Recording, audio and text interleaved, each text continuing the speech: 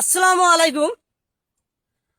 আমাদের চর অঞ্চলগুলা আসলে এখানে কোন শহরের লোক, কোন ভদ্রলোক এখানে আসে না। যে একবার আসে সে দ্বিতীয়বার সারা জীবন মনে থাকে ইতিহাস করে। চরে আর যাব না। কেন যাব না? ভাঙাচুরা রাস্তা আর পানি কাদা মাটি, এর জন্য শহরের লোক চরে একবার আসলে দ্বিতীয়বার আসতে চায় না। দেখেন কি অবস্থা, বেহাল অবস্থা পড়ে আছে। আমি জানি না বাংলাদেশের কতগুলো চর অঞ্চল এরকম বেহাল বেহাল রাস্তা এরকম আছে। আসসালামু আলাইকুম। ওয়ালাইকুম আসসালাম। একটু জোরে বলবেন। আসসালামু আলাইকুম। ওয়ালাইকুম আসসালাম। আপনি কোথায় যাচ্ছেন? আমি ভাই বাজার যাচ্ছি। বাজার এখান থেকে কত দূর? Half kilo. তা এখানে কোনো রাস্তা আছে? রাস্তা ভাই এরকমই, মানে রাস্তা কোনো জায়গায় আছে কোনো জায়গায় নাই। যে জায়গায় ছিল সে জায়গায় ভাঙ্গা গেছে।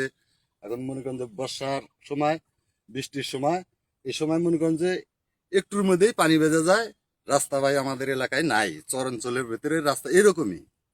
আচ্ছা, এখানে যদি বন্যা আসে, যদি ভারত পানি ছেড়ে দেয়, যদি এখানে বাংলাদেশে বন্যা হয়, তাহলে এই রাস্তায় কত পানি হয় এখানে? এখানে মনে করেন যে নৌকা যায়, শ্যালো নৌকা যায় এবং লঞ্চ যাওয়ার মতো পানি হয়। বাড়ি ঘরে সব পানি উঠে যায়। জেলা বাড়ি উঁচু করছে, সেই বাড়িতে পানি অত ওঠে না। কিন্তু জেলা বাড়িতে মাটি কাটার ব্যবস্থা নাই। জেলা বাড়ির মানুষজন সব ওই স্কুল মাঠে, অথচ জেলা উঁচু বাড়ি সেই বাড়িতে যায় আশ্রয় নেয়। আচ্ছা, এখানে যদি আমাদের বাংলাদেশের নতুন সরকার যদি এখানে যেখানে ব্রিজ লাগে ব্রিজ দিবে, যেখানে রাস্তায় মাটি কাটানো হয়, তাহলে কেমন হবে? তাহলে তো ভাই খুব ভালো হয়। এটাও আমরাও চাই। কারণ আমাদের চর এলাকায় এরকম রাস্তাঘাট খুবই, রাস্তাঘাটের সংযোগ খুবই খারাপ। এলা তো ভাই দেখে না, কেউ আসেও না, সরকারি লোক কেউ আসেও না, দেখেও না, আর দেখলেও এটাকে গুরুত্ব করে না। আমরা খুব কষ্টে আছি ভাই এই রাস্তাঘাটের জন্য। অনেক ধন্যবাদ। আমি আশা করি আপনারা শহরের লোক যে চরে আসেন নাই, একবার করে আসুন, দেখেন। আর নতুন সরকারকে আমি বারবার বলছি,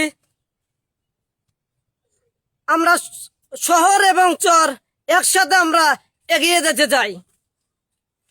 এটাই আমার কথা। ধন্যবাদ।